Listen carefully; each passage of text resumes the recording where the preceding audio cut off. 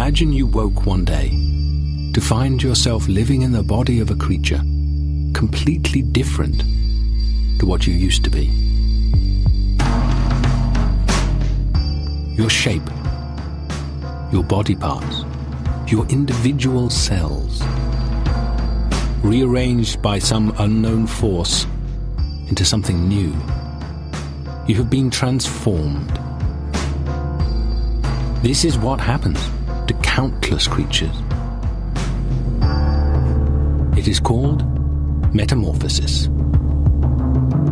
It is how the tadpole is changed into a frog. How the caterpillar becomes a butterfly. It is one of nature's most powerful phenomena, and to me, one of nature's most mysterious. Metamorphosis is such a spectacularly odd kind of change. A creature stops itself in its tracks, seems to tear itself apart, and then rebuilds itself as a completely different kind of creature. I don't think you can help but be intrigued by that.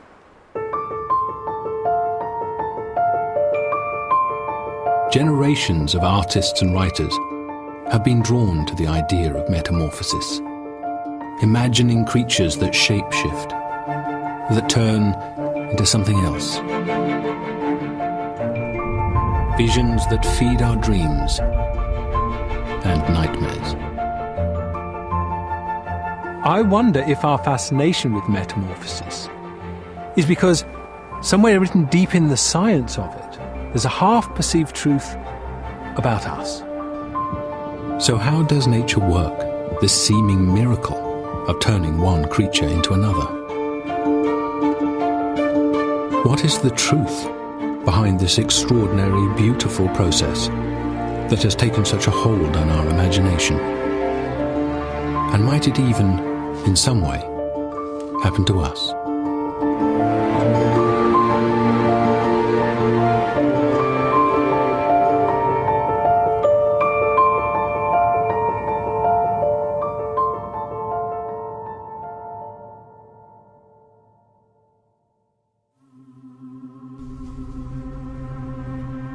"2,000 years ago, the Roman poet Ovid wrote an epic poem retelling tales from Roman and Greek mythology of a man being turned into a werewolf, a woman changed into a tree. The title Ovid chose for his poem was Metamorphoses, a word from ancient Greek that means to change form. And many hundreds of years later, when scientists began to study the process of real transformation in nature, they chose to use this same word.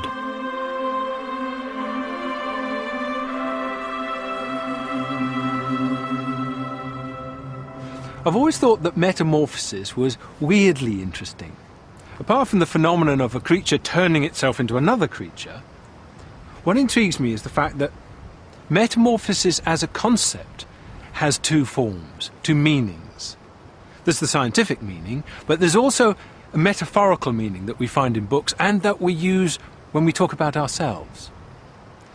And I suppose what interests me is whether the connection is just metaphorical or whether there's something deeper going on, a deeper connection.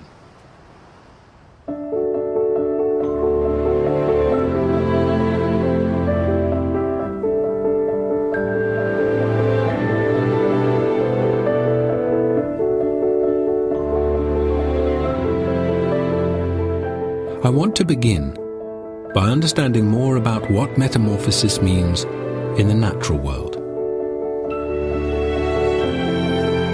Most of us think we're familiar with it.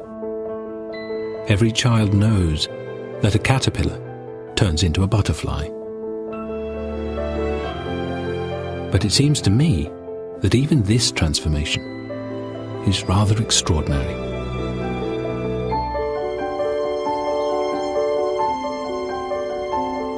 Professor Stuart Reynolds is an entomologist who has studied the intricate sequence of events that makes up this metamorphosis. This here is a chrysalis. And the chrysalis is a stage intermediate between the caterpillar and the butterfly. So one of those attaches itself and turns into that. Virtually every stage of metamorphosis seems to have something unexpected about it. And how the caterpillar turns itself into a chrysalis is no exception. These guys live in a kind of suit of armour all the time. Yeah. Their skeleton is on the outside, and so if they want to grow, they have to grow a new skeleton that's a bit bigger. And we call this molting. Right. When you molt, you split the old skeleton and crawl out, and then you inflate the new one from inside, sometimes by swallowing air, for example, and blowing yourselves up. Yeah. The formation of this chrysalis is just another example of molting. There's probably several days during which it's forming this rather different shape of creature inside the old caterpillar skin. Still inside itself? Absolutely inside. Oh, that's weird. So the demolition job of the caterpillar and the beginnings of the construction of the new creature is happening while it's still in that skin? Yes. Well, it still looks like a caterpillar, but actually it's not really.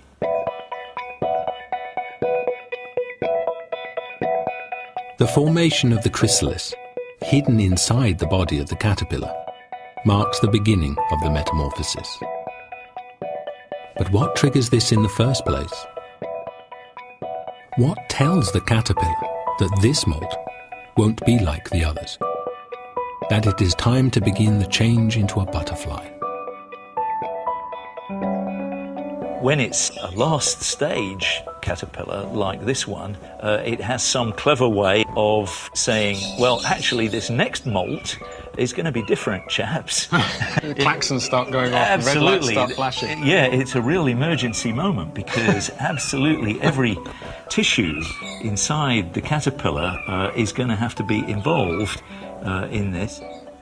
What actually triggers that? That's a hormone called a juvenile hormone. And it's a timing signal. As long as you have the juvenile hormone, you go on being a caterpillar, you take it away, and then you start to metamorphose.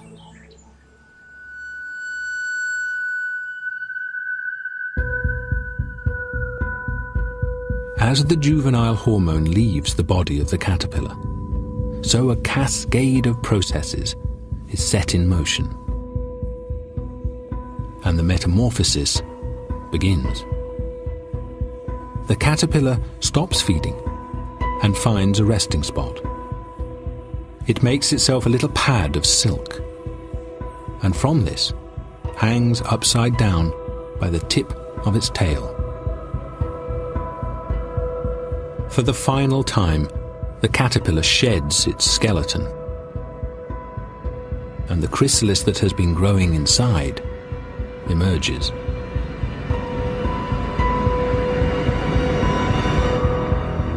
Where is the creature that was? And where is the creature that will be?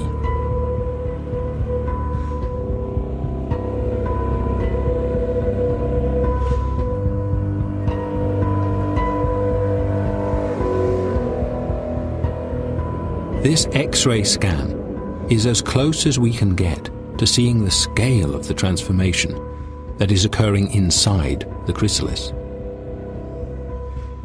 The structures highlighted in yellow make up the respiratory system that allows the caterpillar to breathe.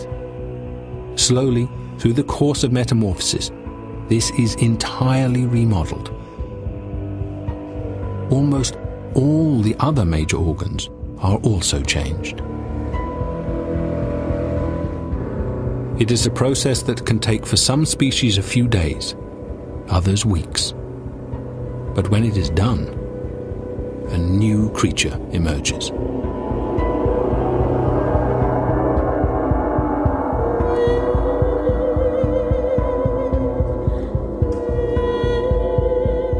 The caterpillar has been replaced by a very different being. A creature with wings, with a new brain, eyes, and legs. And most important, the ability to reproduce.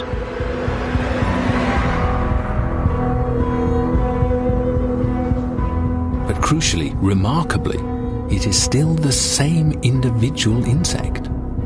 Its unique genetic code has not changed. No wonder people have seen something almost magical in this transformation.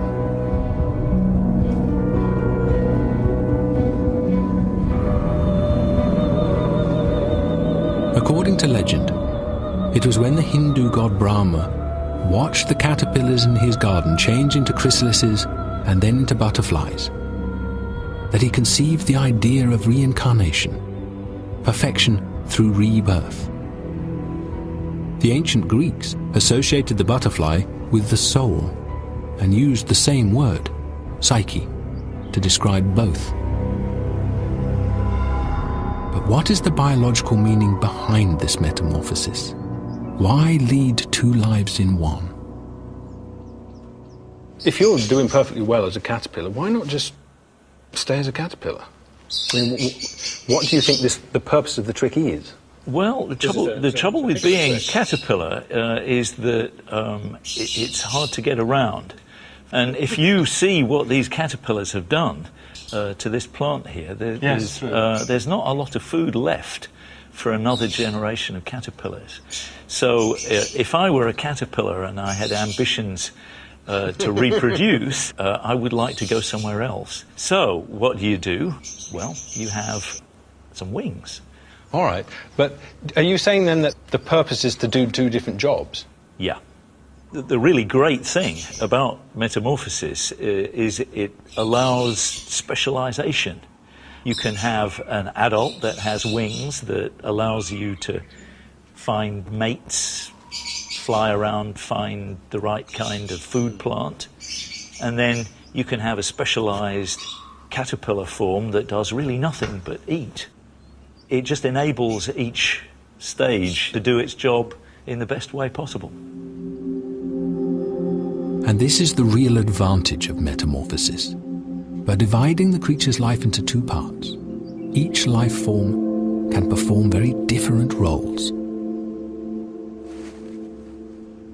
I think one of the most interesting things for me talking to Stuart Reynolds was you have a creature which has lots of legs and trundles about in plants. It's turning into something that has few legs and flies. And it's easy, I suppose, to be focused on that. And his point was that that's almost hiding something more important about metamorphosis, which is what you're really changing is a creature that can't move about much and which eats leaves into one which feeds on nectar and flies. So the real change isn't a physical transformation, however spectacular it looks.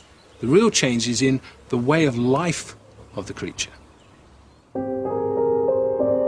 If it were only butterflies that used this trick of living two lives in one, then metamorphosis would be an oddity. But it is not.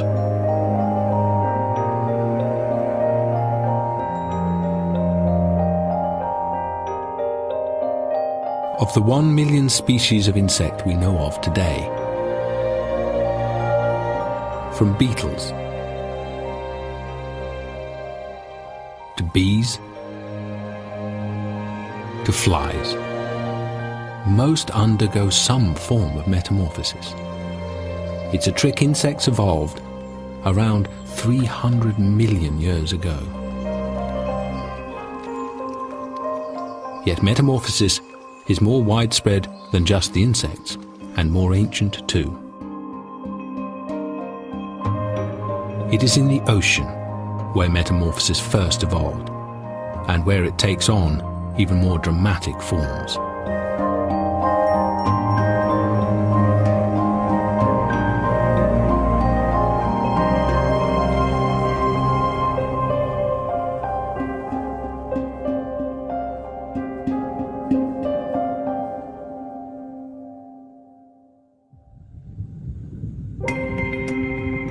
These are adult sea urchin. They live in the depths of the ocean floor, feeding mainly on algae and other plants.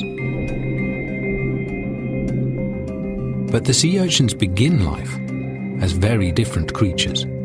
Tiny, microscopic larvae, which swim in surface waters and feed off plankton. Dr. Paola Oliveri is a biologist who studies the process of development in sea urchins. So you can see this is a sea urchin larva. Here you can see there is the mouth, stomach is here, these big round things. Yeah. Now this one's not metamorphosing yet. Not yet. It's getting ready.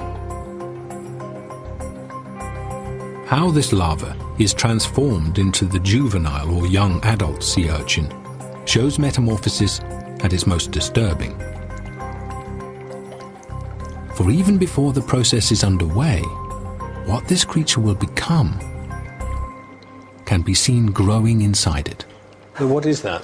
That is the little juvenile that is growing inside the larva. This is turning into that? Yes, one inside the other. And in a matter of a couple of hours, the little juvenile here will pop out, literally. Pop out? Yes. So the first tube feet, which are this little tiny kind of like flexible structure that we see in the adults, the first 5 tubes will go out. Punctures its way through? Yeah, punctures it, and it will finish the metamorphosis. What's happening to the poor old larval stage at that point? Well, then it's completely, basically reabsorbed and dies. Reabsorbed? Yeah, reabsorbed. Is that polite word for being eaten? Yes, in a way. Part of it. And part really dies by natural death. In the metamorphosis of the sea urchin, the juvenile takes over the body of its larval host and then eats it.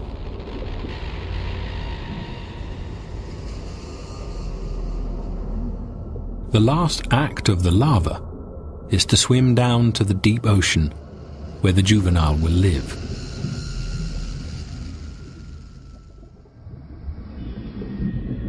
And once it reaches the seabed, the metamorphosis begins. This time-lapse footage shows the process unfolding. The tube feet of the juvenile puncture through the body of the larva. And slowly, one by one, its spines emerge. The juvenile has literally turned the larva inside out, as if it were a sock, and in the process, extinguished its life. For at the end, what is left is just the one life form of the juvenile sea urchin.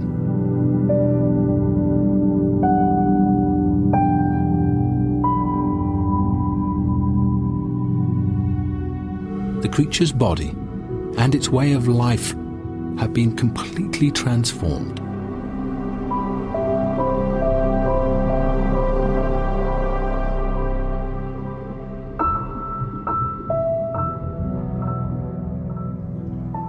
It does have that slight feeling of the alien popping out from inside. It's not really anything like the kind of garden variety metamorphosis that we're used to. No, it's very different. It's very dramatic. With the caterpillar, fat butterfly, most of the animal, the cells and the body plan of the caterpillar actually is retained after metamorphosis into butterflies. This case is very different. The larva will not exist anymore, will be reabsorbed and die, and will be a completely different form. Well, the completely different form I can cope with, but what's slightly worrying here is the second one has got started before the first one stopped. Does that not bother you? No. No, okay, it's just me. It's very dramatic change, but if you think about the sea urchins are actually more related to us than a caterpillar and a butterfly. Really? Yes, they're actually our direct cousin. Wow. All I can say is I'm glad we changed our way of reproducing and developing, because I don't really fancy that. The metamorphosis of the sea urchin appears alien to us, but others in the ocean are even more bizarre. This is the larva of a species of starfish called Lewidia sarzi. Just as with the sea urchin, the two life forms exist together.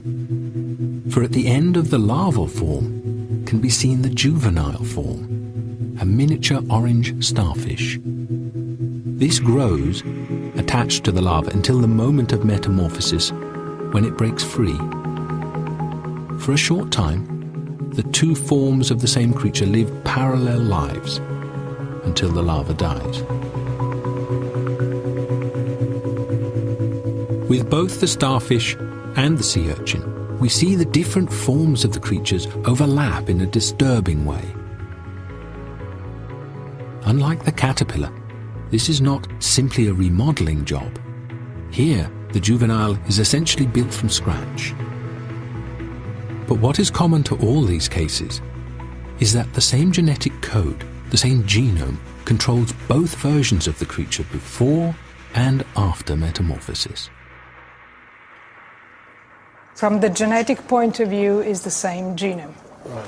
Is the same creature. How does the genome work then? Are there different sets of genes? No, actually most of the genes they're going to be used in both life parts, in the larva and in the juvenile. Certainly there are genes that they are specific for the larval stages and genes that they are specific for adult stages. That's rather clever as a piece of engineering, though. It's like having a factory that follows a program and turns out bicycles, and then the exact same program turns out hot air balloons. That's beautiful. That's economic. It's magical. In the ocean, many creatures shapeshift, transforming themselves into something else. The spiny lobster molts and crawls out of its skeleton to leave its larval life behind. The sea squirt larva absorbs its own tail and consumes its own brain to allow its juvenile form to take over.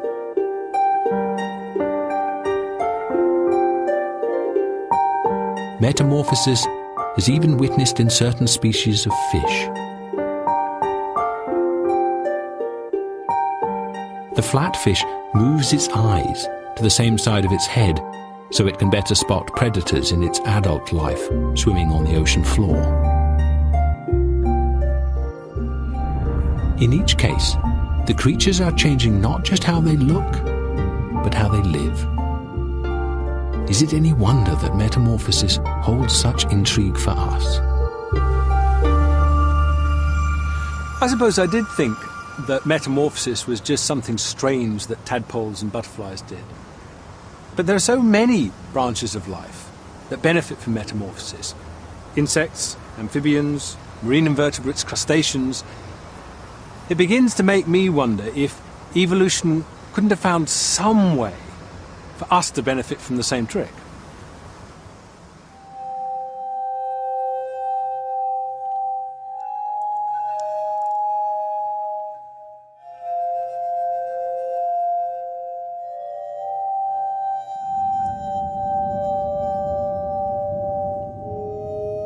The time when human beings change the most, physically, is in the womb.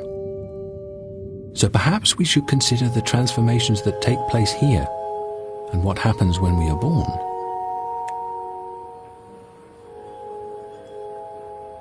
Do you see the baby's face just... Yes. Have you seen this before, Michelle? No.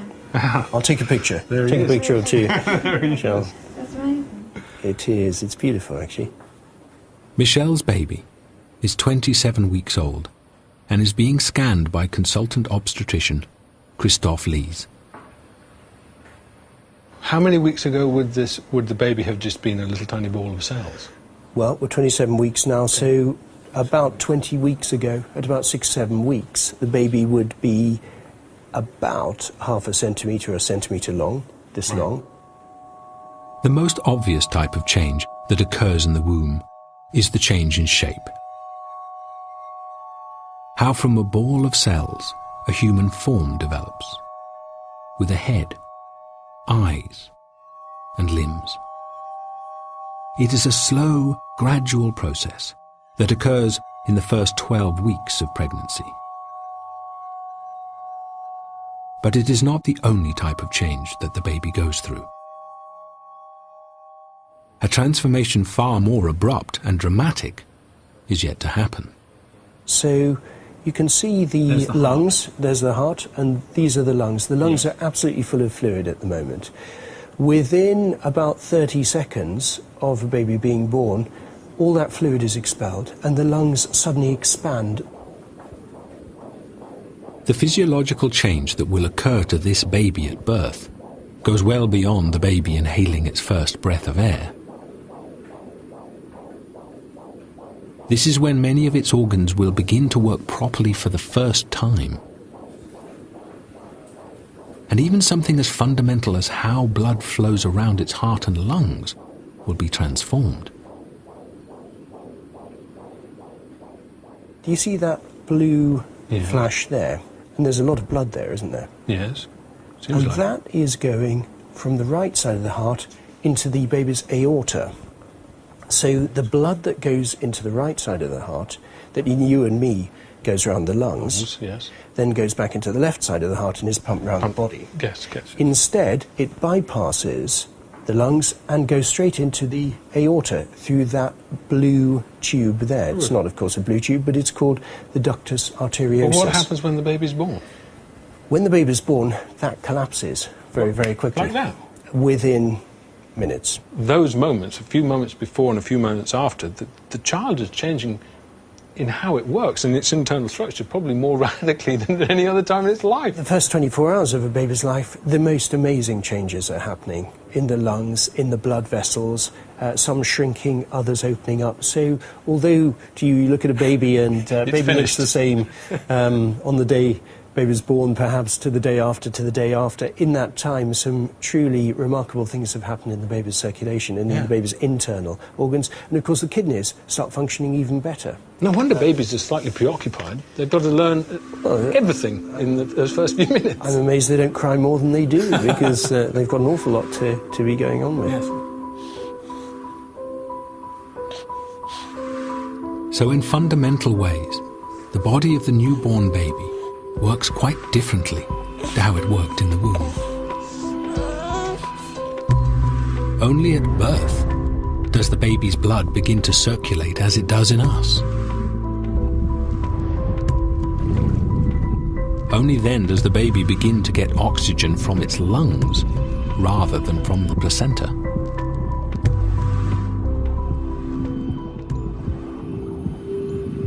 The changes that you've described are really, they're profound, especially the ones you say that happen at birth. Is it like metamorphosis? Does it share enough similarities with what we would call metamorphosis, do you think? I suppose you would be thinking metamorphosis as a change in form, and where you have moths developing from caterpillars, that of course is clear change in form. What we're getting with a baby is something much more subtle, but no less dramatic. It's certainly an internal change in form, an internal metamorphosis, if you like, but I don't think we could call it metamorphosis as we see in insects. The physical changes that occur at birth are remarkable, but in the view of science, are better described as development.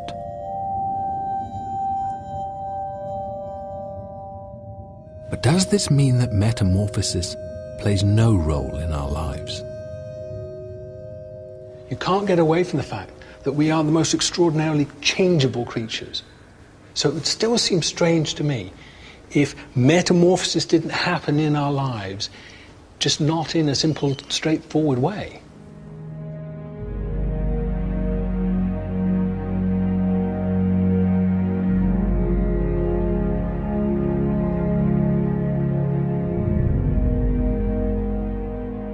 We certainly seem to be afraid that it might happen to us. Writers and storytellers have long recognized that something about this type of change that we see in caterpillars and tadpoles nevertheless taps into some deep-set fear.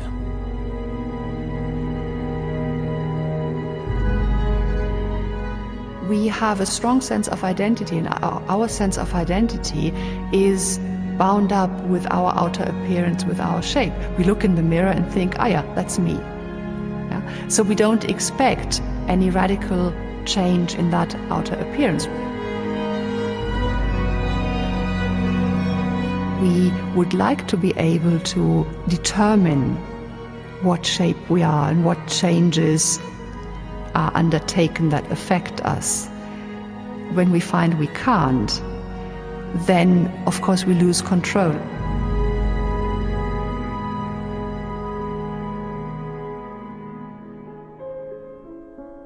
Most famously, this anxiety and fear of transformation was explored by Franz Kafka in his short story, The Metamorphose. Kafka imagines a man, Gregor Samsa, who awakes one day to find himself transformed into a beetle. In his new form, the character slowly loses everything he once was: his place in society, his family, and ultimately his life. Kafka is using an image of the man who wakes up as a beetle in order to explore somebody's fall out of the social order he was used to and he was familiar with.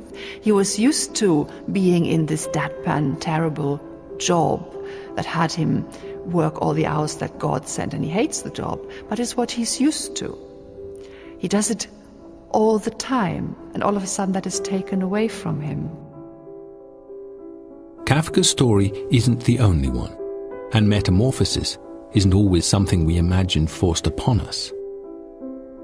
When the respectable Dr. Jekyll takes a potion to change himself into the vile Mr. Hyde, the transformation is still frightening, but it is self-inflicted.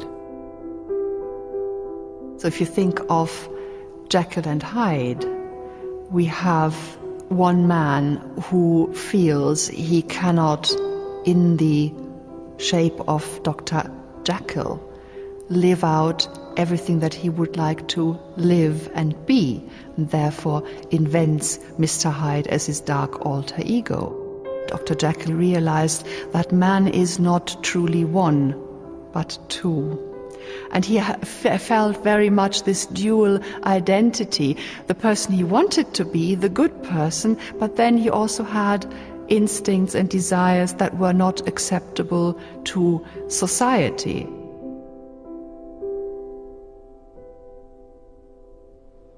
I think what the writers who use metamorphosis as a metaphor for change and transformation are telling us is that our attitude towards change is deeply ambivalent.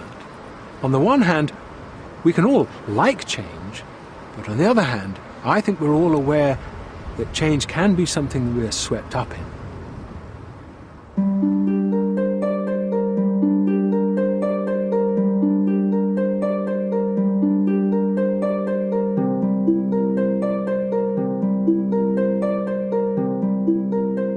Our relationship with change is very different to how metamorphosis would appear to work in nature, where it seems to be a process that runs like clockwork, rigid and pre-programmed. But there is a creature that shows this isn't always the case: the humble tadpole.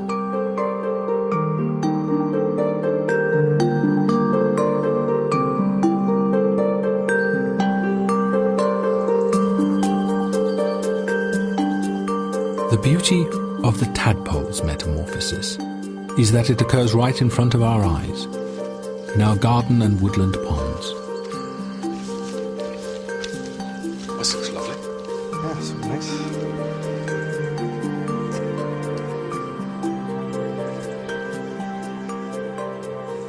Dr. Patrick Walsh is a behavioural ecologist who studies this metamorphosis. Did you just decide sometime in your teen years just You weren't going to grow up. Basically. Yeah, no, I often phone family and friends and say I'm getting paid to do the stuff I used to do as a child. Let's get these guys here. As any child who has collected tadpoles will have noticed, it's often possible to see all the stages of metamorphosis in the same pond. This simple observation says something profound about the tadpole's metamorphosis. The difference between the tadpoles isn't because they were born at different times. These would have all been laid nearly at the same time? Yeah, pretty much at the same time, within a week of each other. So then, why is one tadpole just a tadpole, and then there are others in there that have got legs and are well on the way to being frogs? I mean, why the difference? Well, so the amount of time that they spend as a tadpole and go through metamorphosis will be quicker in one than another. And so they'll be kind of, in quotations, making decisions about the environment that they're in, and how favorable it is for them to be in this aquatic environment, and then trying to hedge their bets about what it's going to be like in the terrestrial environment. So, but they don't all make the same decision? They don't all make the same decisions. How much variation are we talking about, though? So it can be huge. The first ones may come out in late June, but we've actually done some observations of them spending their winters as tadpoles. So you can have some in the same pond that will develop into frogs, and they spend the entire winter as a tadpole, and then they come out the following spring. Scientists have captured images which show the complexity of the changes that must occur inside the tadpole to turn it into a frog.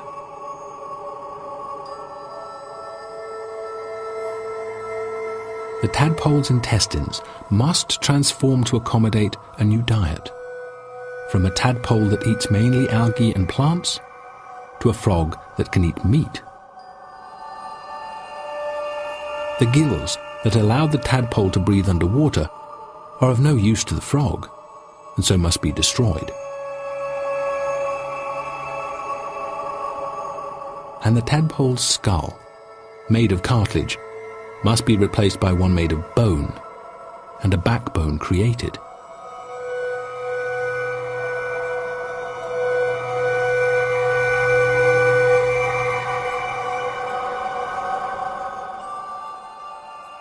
It is an epic reconstruction project of amazing complexity. And yet remarkably, it appears that the tadpole can influence the timing and the speed of this metamorphosis.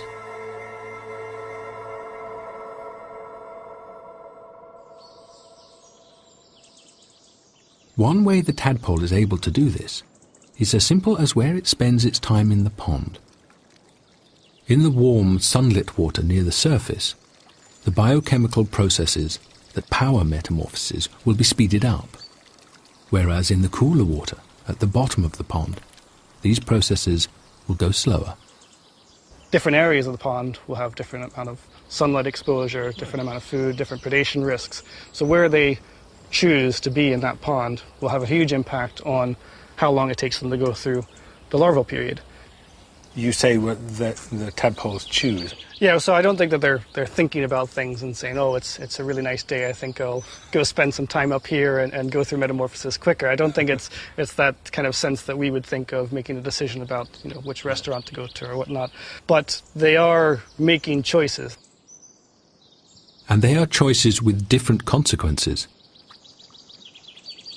By metamorphosing earlier in life and more quickly, the tadpole will become a smaller frog, more vulnerable to attack. But if it stays in the pond, it may be eaten. It's a choice made by the tadpole, based on an awareness of what is happening around it. There's actually chemical signals that are released by tadpoles when they're injured or eaten. Right. And so the other tadpoles react to those chemical signals. So they're able to pick up those chemicals and interpret them. So once they start getting killed, then the amount of that warning chemical builds up in there, and that will tell them it's a dangerous place. Yep. And so then they go through an acceleration of development, and they think, well, this is really, really risky being here. I have a better chance on land. And the tadpoles are able to read other signals too. having ponds that dry out is a really, really big driver on how long they spend as tadpoles. So they can actually judge the change in depth of water. Can they? So if it seems to be drying out or decreasing in its depth rapidly, then they'll actually accelerate. Something. Yeah, it'll accelerate their development. So they'll go through metamorphosis, because the trade-off is I'm an aquatic stage, right, and if I have no water, then I'm in a lot of trouble. And does the opposite happen? That if they're in a pond and there's an abundance of the food that they eat, they'll just stay at that stage for longer? Yep, so they can stay at that stage, and the idea would be then that they'd feed and get larger and larger, and then when they come out onto land, they'd be larger frogs, and they'd have a competitive advantage. So we know what happens to tadpoles, Yep. but the tadpole decisions, we have much no less idea. understood, It's yeah. still a mystery how they decide. So that's Excellent. future work. The mystery of tadpoles. Yep.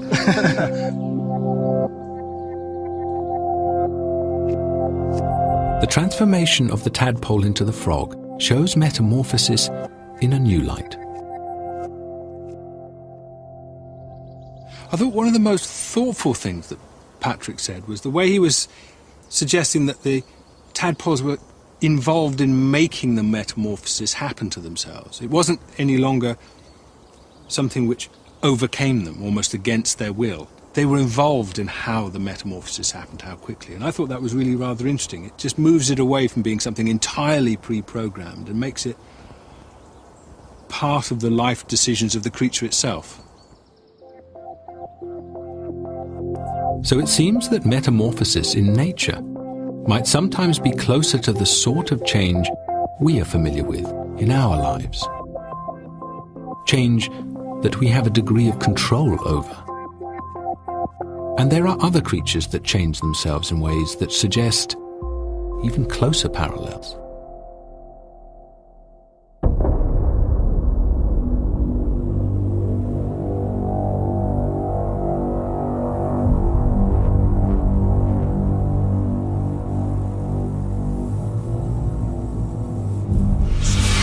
These two locusts are the Jekyll and Hyde of the insect world. Through a special transformation, one can turn into the other. The physical change involved in this transformation is insignificant compared to the other metamorphoses we have seen. Yet the change in their way of life is dramatic. The green locust live a solitary and inconspicuous existence. But transformed into the other locust, it becomes a destructive pest. Flying in vast swarms that wreak devastation on crops. The change is not one of shape, but in behavior.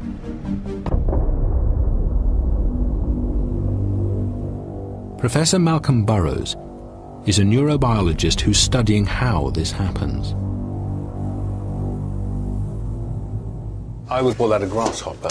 Is that incorrect? No, that's absolutely correct. There's something like 4,000 species of grasshopper in the world, and only about 13 of them can show this remarkable change from one state, this state, Yes. to this state, the gregarious phase, that forms swarms. That turns into that. That turns into that. Blimey. The difference between the two is shown by an elegant experiment. First, introduce a green locust into an arena, which has empty space on one side and a crowd of locusts on the other.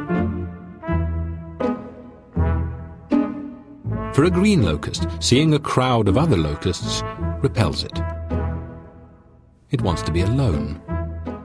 It heads for a quiet corner. But when a darker coloured locust is introduced, it's a very different story. This is a gregarious insect. It heads straight for the crowd. And it is this behaviour that creates swarms. But what triggers the individual locust to switch from one behaviour to the other? In the lab, we can convert this solitary animal into a gregarious animal. We can change its behaviour, and the bizarre thing we can do is to tickle their hind legs. And we can tickle their hind legs for a couple of hours. Right. How did you discover that? I mean, well, were you just idly tickling a grasshopper? Oh yes, that's the way we pass our time in Cambridge, didn't you know? Just tickling animals. And what's that mimicking then? I mean, why are you tickling its real legs? When they actually come into contact with other locusts, the things that they jostle up against each other are the things that stick out. And the main things that stick out are the tips of the hind legs. And so that's the stimulus. That's the stimulus. So tickling them for a couple of hours will change the behaviour from being this solitary animal that avoids others to ones that actively seeks out other animals. But when they do they look like him? After several generations, the behaviour leads to changes in the form and size of the body as well. But the behaviour first? But the behaviour is the all-important thing. Can they go back? They can go backwards as well. And then if you keep them isolated for a long time, they will revert back to this sort of coloration. The family photo album of these creatures must be bizarre.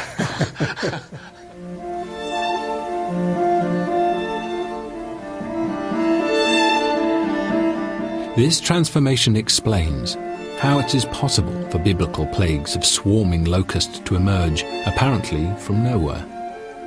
For much of the time, these same creatures that form swarms live a solitary life, unseen and unnoticed by humans. But living in the desert, the locust is always ready to change its way of life.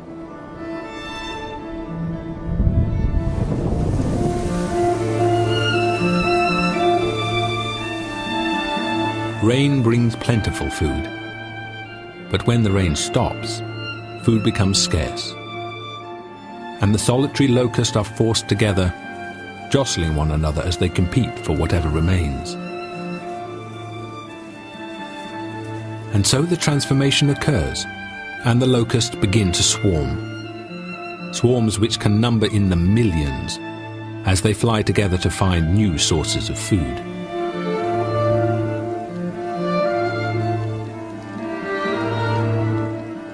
But how does the locust jostling and tickling one another lead to this astonishing transformation? Malcolm's team have found that what produces this change in the locust's behavior appears to be a single chemical hormone. Also found in the human brain, it is called serotonin. This is the part of the nervous system that controls the movements of the hind legs. So this is where it gets all the tickling input that starts off the whole process. And the light is showing us the presence of serotonin. That's showing us the presence of serotonin. We can follow the changes in these cells during the process of changing from solitary to gregarious. Right down at that cellular level? Down at that cellular level. So we can look at animals that are fully solitarious animals. Right. Then we can look at them after an hour or after 2 hours or 4 hours of being exposed to stimuli that will make them change into the gregarious phase. And do they light up differently? They light up differently. And there's a group of cells here. Look, there's one here that's shining up very bright at the moment. And that is a cell that we're very interested in at the moment. A single cell? A single cell. When it starts having its hind legs tickled, yes, that cell reacts by starting to crank out a lot more serotonin than any of the other cells. And serotonin, being a neurotransmitter, starts to change how the animal behaves. That's right.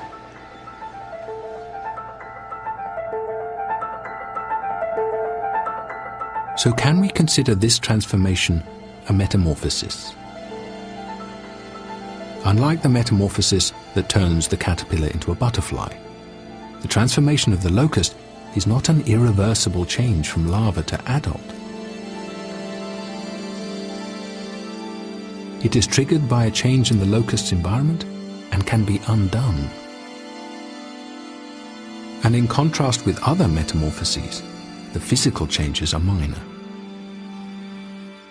For you then, what counts as metamorphosis? Because when we've looked at caterpillars and butterflies and tadpoles and frogs, metamorphosis is just the change of shape, is what the word says. Well, for me, it has a much broader definition than that. It means that the behaviour of an individual animal that has the same set of genetic instructions inside it is to behave in a very different way. And that allows it to live a different life. And that allows it to live a completely different lifestyle, from being solitary to now living in swarms of millions and millions of animals. So is that behavioural change then, is that metamorphosis for you, for these fellows? That's what I would call metamorphosis in these animals, yes.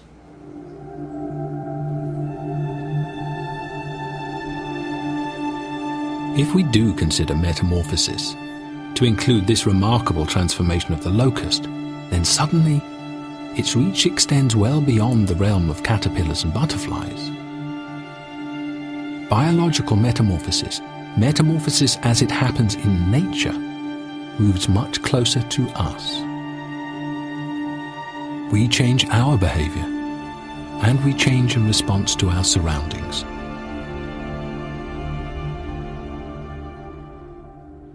When we started this film, and metamorphosis was just something that tadpoles and butterflies did, something physical, then metamorphosis did seem quite simple. But now with the locusts, it seems to me it's not nearly so clear-cut. And that distance between biological metamorphosis and the more metaphorical idea that the writers use, seems to me that gap is shrinking.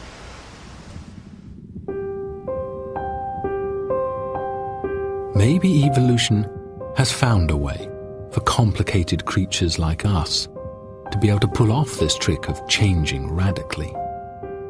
Perhaps we just don't do it physically.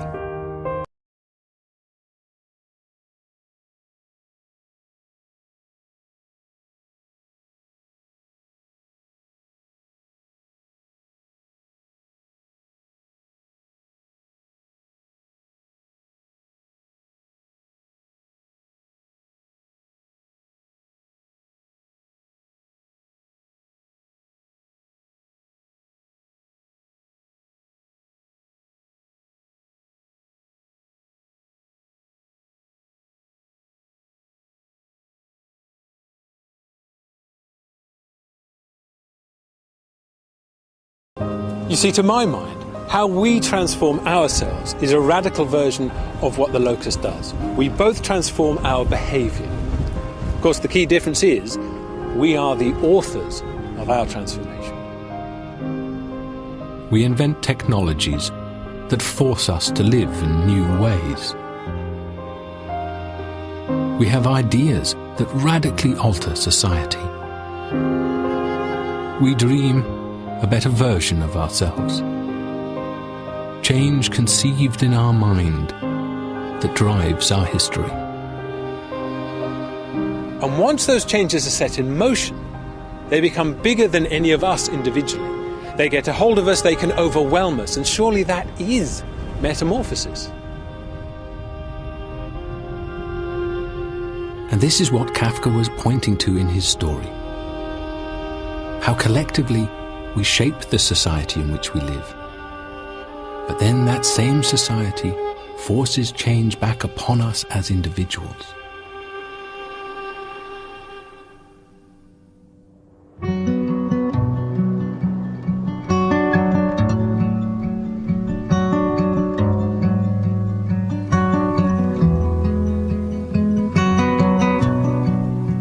I believe that we metamorphose not just metaphorically, but in the truest, broadest sense of the word. Yet I think there will always be that part of us that fights against it. For in one fundamental way, our metamorphosis remains very different to that of the caterpillar or the tadpole.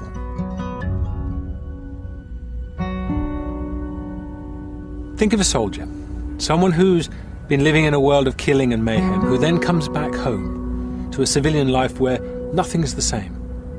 Now that, to me, is as profound a metamorphosis as the caterpillar into a butterfly. But of course the critical difference is that there's no butterfly that looks back with remorse to the caterpillar it used to be. But we do. We remember. We can't help but look back and remember the creature we used to be and regret what we might have lost.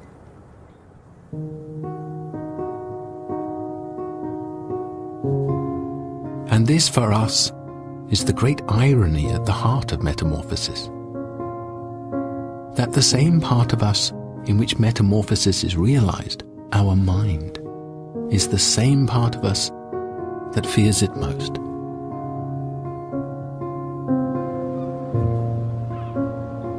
We have this deep conflict about wanting to change, wanting newness, wanting to advance ourselves, develop ourselves, and so on and so forth. But at the same time, we don't want to lose what we were. And that's what makes me fear, as it were, profound change, losing that person that I am.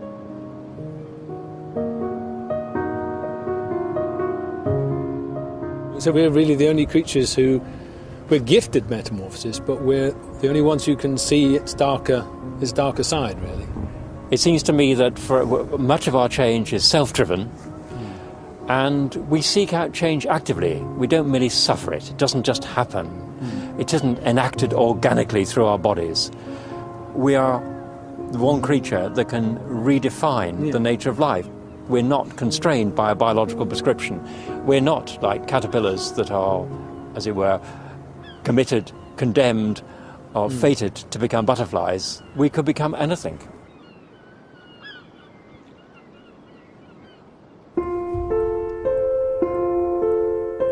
At the end of Kafka's story, the man who has turned into a beetle dies. He has lost everything because of the change forced upon him. But there is also a scene shortly before he dies, when he hears his sister playing the violin. He notices it precisely because the metamorphosis has forced him out of his old routine, where he was too busy to notice the over-familiar. And when he really hears the music, he feels completely alive, completely human, perhaps for the first and last time in his life.